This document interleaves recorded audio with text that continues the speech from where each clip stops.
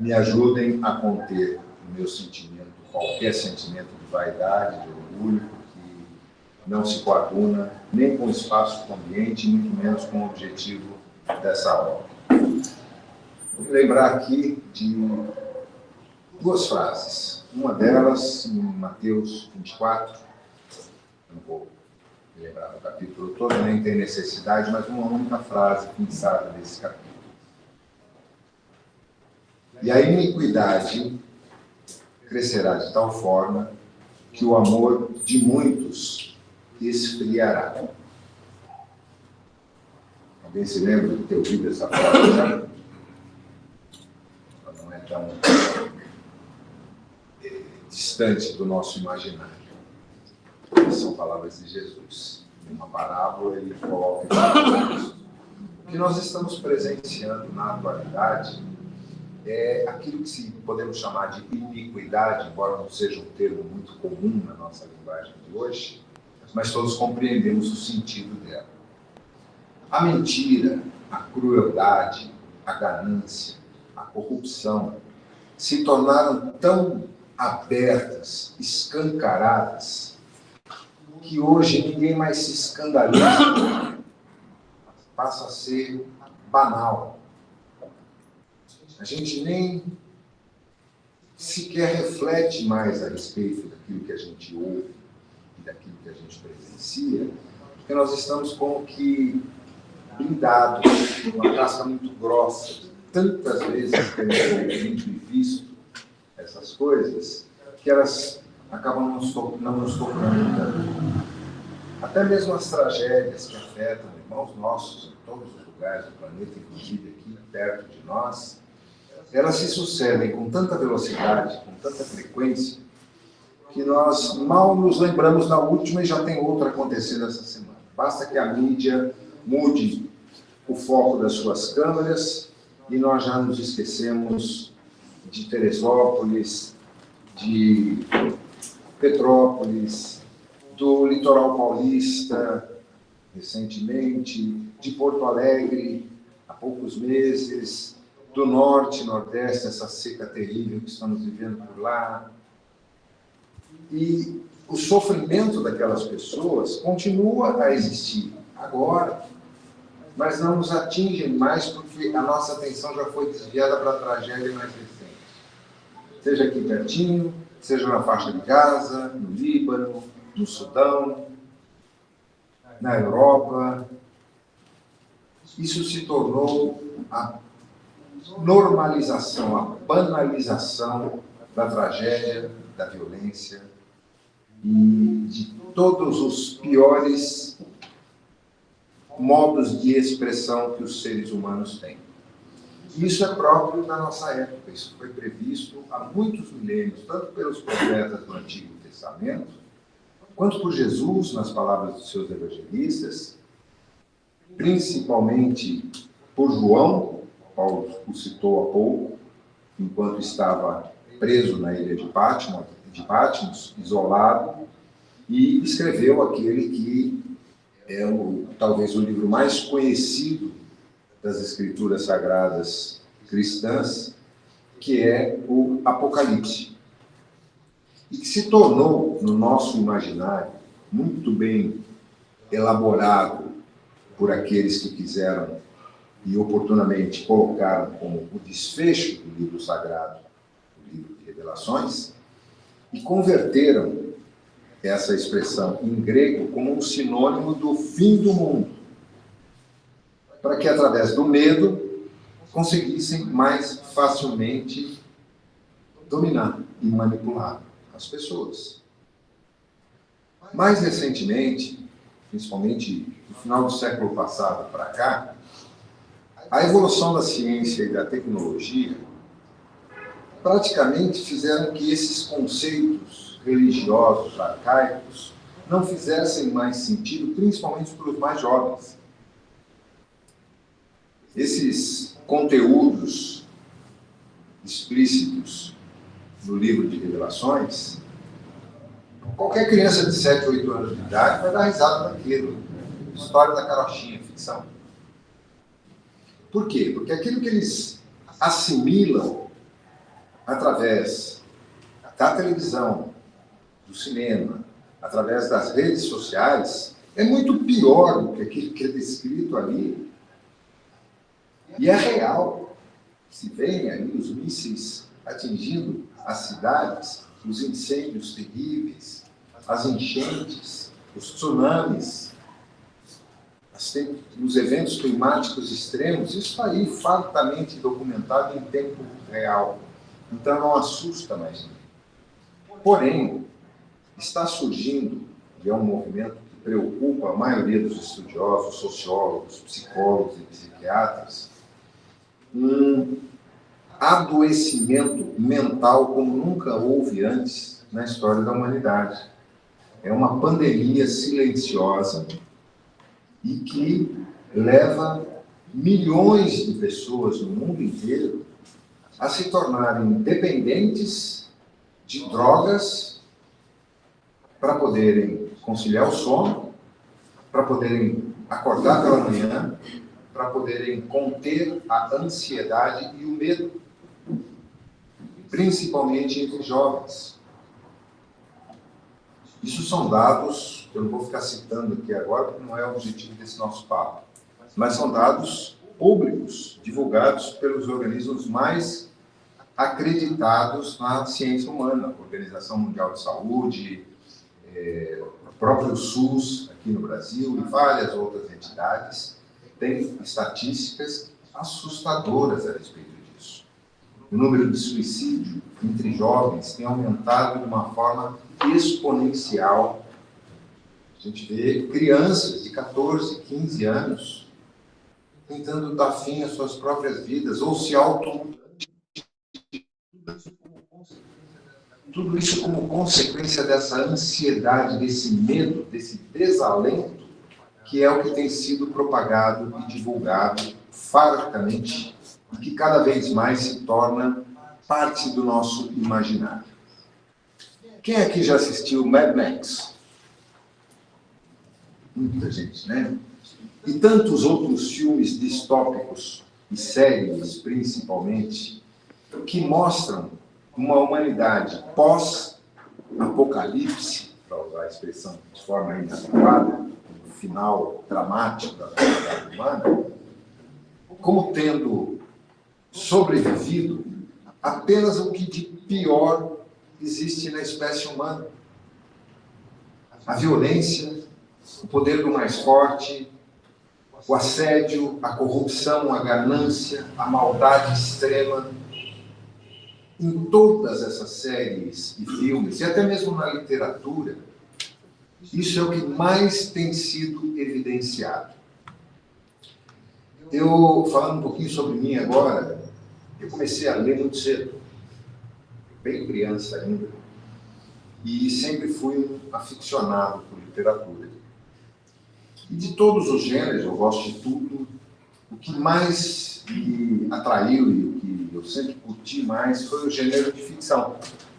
Desde Júlio Verne, lá para trás, até Isaac Asimov, Arthur Clarke, Kurt Vonnegut, tudo que foi publicado sobre ficção, não vou dizer tudo, que seria muita presunção, mas poucas coisas eu não li. E me incomodou profundamente, em especial de alguns anos para cá, já mais maduro e observador, o fato de que não há, com exceção do âmbito religioso, nenhuma ficção na literatura, no cinema, nas séries, que apresente um cenário diferente, ou seja, uma humanidade que, após passar por um período de grande mudança e transformação dramática, dolorosa, renasça como um futuro brilhante que traga a possibilidade de que os conceitos traduzidos por Francisco na sua oração tão linda se tornem a normalidade na sociedade humana. E confirmem as profecias que Jesus nos colocou, e haverão novos céus e uma nova terra, e não haverá mais guerra, nem doenças. E ele diz também que só os mansos herdarão a terra. Só ler o Sermão do Monte, ele especifica isso com clareza. Isso começou a me incomodar como pessoa, como indivíduo, como leitor, há bastante tempo.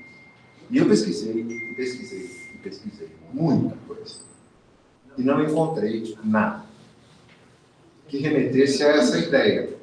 Meu sonho era ver um filme de Lucas Spielberg ou Peter Jackson, do Senhor dos Anéis, criando um cenário de ficção onde viesse a se tornar realidade esse sonho de civilização humana regida pelo amor, onde os mansos predominem, onde as armas se transformem em arados, onde não existam mais guerras e nem doenças, e nem ganância, e nem maldade.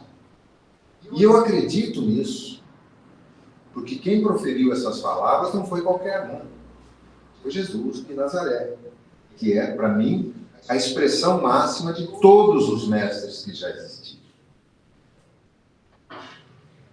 E, por tanto, me incomodar, eu resolvi escrever um livro que revertesse essa temática, que fosse um contraponto a todas essas obras de distopia, que é o nome que se deu a esse gênero de literatura e de cinema.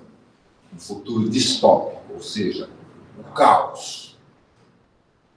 Eu vejo pela frente, como todos nós não precisamos ser muito bem informados e esclarecidos, que vamos passar por dificuldades ainda muito grandes. Estamos passando, e esse processo não vai ser tão rápido nem tão indolor quanto gostaríamos. Porém, isso leva a um objetivo maior, que é exatamente esse período de transição, onde estamos todos sendo aferidos, passando pelas provas finais de um vestibular cósmico, onde todos estamos inscritos compulsoriamente.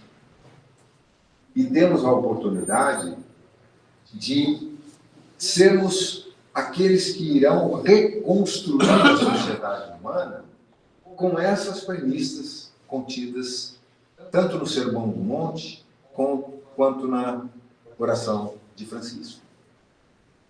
Essa é a minha crença e a minha convicção mais profunda, e eu procurei converter isso numa obra de ficção. Eu quero deixar bem claro isso, não é uma obra psicografada no sentido largo da palavra, embora no Livro dos Espíritos fique muito claro a uma pergunta de Kardec, o quanto os espíritos influem em nossos pensamentos, e a resposta de São Luís é muito objetiva, muito mais do que imaginais.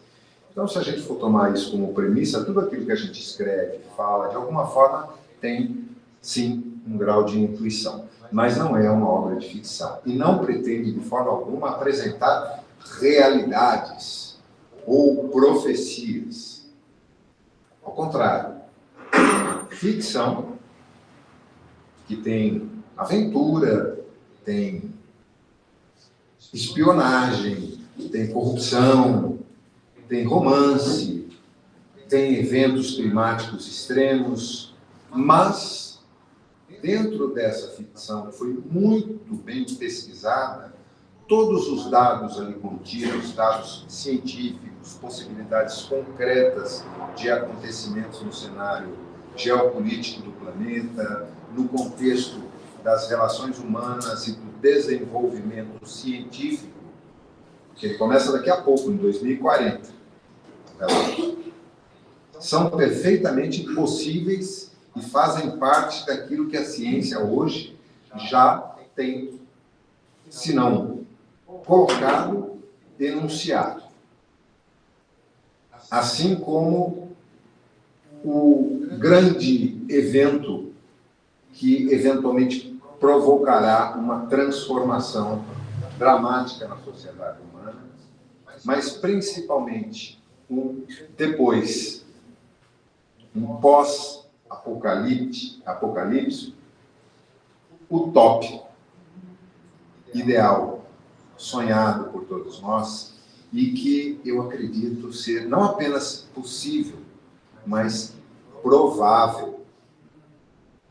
Isso vai acontecer. Quer nós, quer aqueles que estão alinhados com as sombras queiram ou não, o processo é irreversível e ele já está em ritmo muito acelerado. Desde Chico, falando palavras, de Emmanuel, lá no começo, na primeira metade do século passado, até as literaturas mais recentes, essas sim psicografadas, nos trazem essa informação. Está acontecendo agora, diante dos nossos olhos. Estamos todos sendo aferidos e testados interiormente, nas situações do nosso cotidiano. E cabe a nós tomarmos as rédeas e assumirmos o leme das nossas vidas e fazermos o melhor que pudermos para ajudar esse processo, como a Prece das Fraternidades enuncia muito bem, nos alinharmos às forças do bem que estão transformando esse mundo. A ideia desse livro é exatamente essa, é apresentar uma mensagem de esperança, de um futuro possível, realista, não uma coisa fantasiosa, surreal, mas algo que pode, sim, concretamente ser construído por mim, por você, por todos nós, pelos nossos filhos. E a gente está vendo essa garotada que está emergindo aí, com uma força, com uma energia, com uma mentalidade poderosas. Outro dia me disseram, não, você está totalmente fora da realidade. O que eu vejo por aí, essa molecada tudo caindo na droga, caindo no sexo, caindo nas baladas, caindo na rede social. Isso não é verdade. Olhem para os seus filhos, para os seus netos, para as crianças e jovens ao seu redor, vocês vão perceber que a maioria não é assim. E mesmo aqueles que estão sendo ainda arrastados, já têm a consciência sendo desperta, em alguma medida, e vão, sim, no momento oportuno, também fazer parte desse projeto de mudança. E o objetivo desse livro é, de alguma forma, trazer uma pequena contribuição em forma de ficção, uma coisa aprazível, agradável de se ler, mas que leve a um outro tipo de reflexão. Não é esse medo que se projeta na cabeça das crianças e dos jovens, e de muitos adultos também, de que estamos ladeira abaixo, com vento a favor e sem freio, e que vai dar ruim. Não vai. Vai dar muito bem. Embora muita coisa pesada ainda venha pela frente, é natural. Ninguém consegue reformar uma casa que está caindo aos pedaços, como está a nossa sociedade humana na atualidade. Ela precisa ser demolida e reconstruída. E isso não se faz sem sujeira, não se faz sem barulho, não se faz sem desconforto. Então não esperemos ficar de viola de papo pro ar. Não, nós vamos ter muito trabalho, todos nós, cada um na sua esfera de ação. Porém, o que vem depois é uma reconstrução dessa sociedade maravilhosa que nos foi prometida por Jesus e por todos os profetas antes dele. É a finalidade da evolução da humanidade terrestre para um outro patamar, para um outro nível mental, emocional e dimensional. Nós estamos saindo da tridimensionalidade para a pentadimensionalidade, para a quinta dimensão. E esse processo incomoda, é desconfortável, chacoalha, mas traz infinitas recompensas. Só retificando o que o Paulo falou, meu objetivo aqui não é vender livros. Tá? Nós vamos comprar. Vamos fazer o Pix na conta. Eu pretendo encontrar leitores. Não pessoas que vão pegar um livro e jogar na prateleira, pura e simplesmente. Mas pessoas que venham a ler e depois me dar feedbacks. Eu vou ter oportunidade, sem dúvida, já tenho um projeto nesse sentido, de conversar a respeito em lives, ou em podcasts, ou em conversas informais como as que temos aqui, para ouvir críticas também, para debater ideias, para criarmos sugestões, para botarmos as nossas mentes em ação e fazê-las criar essa realidade que tanto desejamos. Esse é o objetivo. Só para explicar agora, esse livro, eu não tenho recursos para publicar um livro de forma convencional. Ele foi todo feito by myself. Revisão, edição, tudo, menos a capa que o Rodrigo Barros que me ajudou a fazer. Muitos de vocês aqui o conhecem, né? Ele tem inclusive livros aqui na casa. Ele foi o Anjinho da Guarda que apareceu ali e criou a capa para mim. Eu publiquei através de uma editora online, que é um modelo de negócio diferente. Eles publicam sob demanda. Então, tem o site da loja, a pessoa entra lá, faz o pedido, eles imprimem conforme os pedidos vão entrando, e por isso demora 7 dias para ser entregue, mais o tempo de transporte que cada um escolhe como quer, seja SEDEX, forma que está suposta lá. A pedido de muita gente conhecida do Ceará, do Celeste, mesmo daqui, eu peguei pequenos lotes dentro da minha disponibilidade e estou entregando pessoalmente para as pessoas com quem eu tenho contato, por 2 razões. Primeiro, pelo prazer enorme de poder entregar em mãos, autografado, entregar. E segundo, saber mais barato, porque não tem a margem de lucro da editora e nem o custo de frete. Na loja virtual, está lá o link no banner, ele sai por, se for a opção SEDEX, R$ 74,00. É isso, Paulo? Isso. O Paulo, infelizmente não, felizmente. Ele comprou logo que eu divulguei, então já recebeu, inclusive. Agora, entregando diretamente, ele sai por R$ 60,00. Não é muita coisa, mas é um percentual, um diferencial significativo. E aí, quem não quiser pegar agora, por qualquer razão, até porque eu tenho poucos exemplares aqui comigo, é só me passar uma mensagem pelo WhatsApp, encomendando. Tá? Eu recebo pelo Pix, é o mesmo número do WhatsApp, e eu estou recebendo um outro lote até depois de manhã, quarta-feira, e aí eu trago já autografado em nome daquele que fez a encomenda, entregue em mãos, ou deixo aqui na recepção da casa para ser entregue. Tá bom? Basicamente era isso. Agradeço demais a atenção de vocês, aqueles que me permitiram essa oportunidade, ao Paulo e à Célia. Independente disso, estamos juntos aqui, temos muito trabalho para fazermos juntos, fora do âmbito da literatura e da ficção. Né? Então, trabalhemos juntos. É isso que se espera de nós. Não vamos decepcionar aqueles que nos protegem e nos amparam. Uma ótima noite a todos. Eu vou deixar para essa aqui. Vai fazer as vibrações. Isso. Bom.